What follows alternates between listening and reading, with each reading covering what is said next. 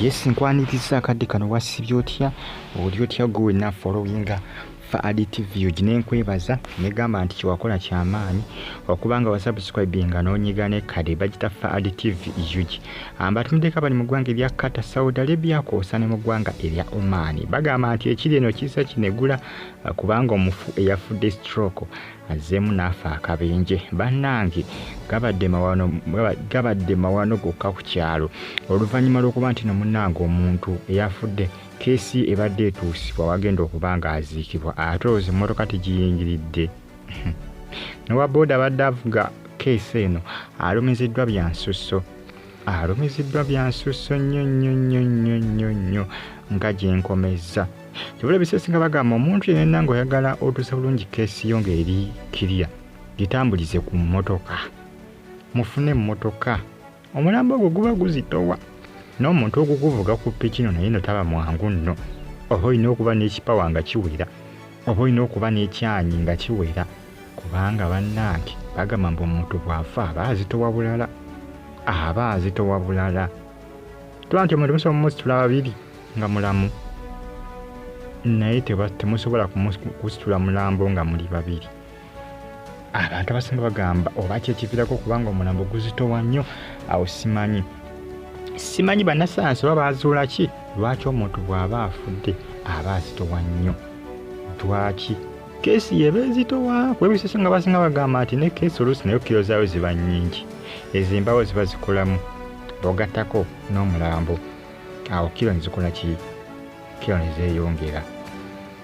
akati nomunnange bw'atyo yabadde atwala kesi bwe yagudde mu mmotoka akakana ng'emusaabadde ne kesi eyamayiti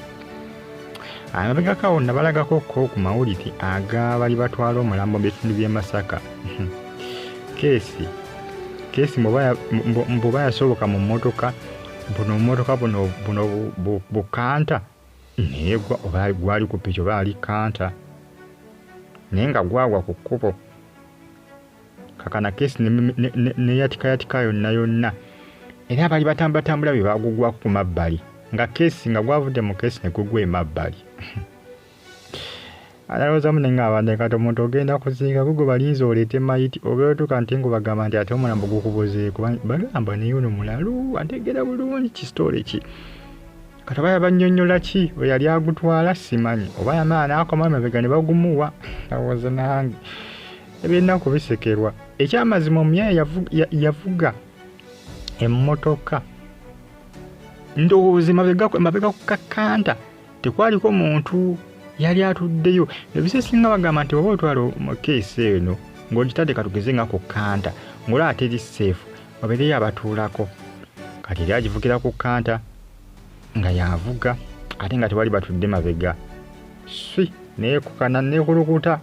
mpaka emabbali ku kkubo abantu bakana kulaba keesi ne beebuuza keesi bagenda okulaba nga kituufu keesi baddemu omulambo n'omwaka guno ndowooza nga gutandika guno gwa 2025 oba byakirawa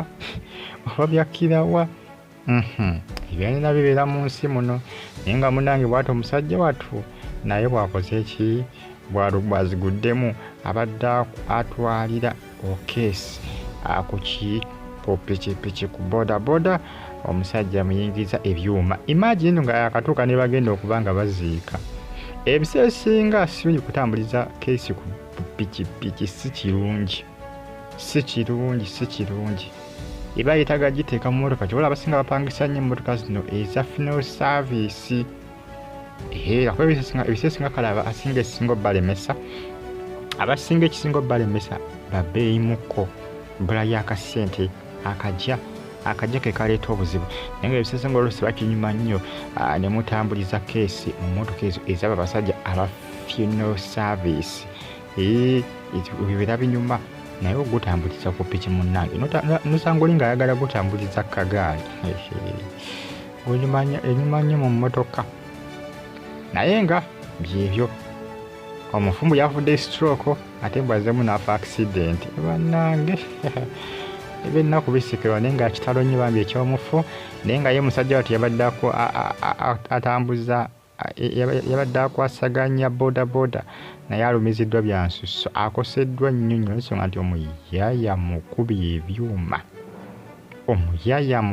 ebyuma. Ku Lumbe kwennyini munnange wamutomeredde ng'atusina okutuuka ng'aleese omulambo. Mweraba.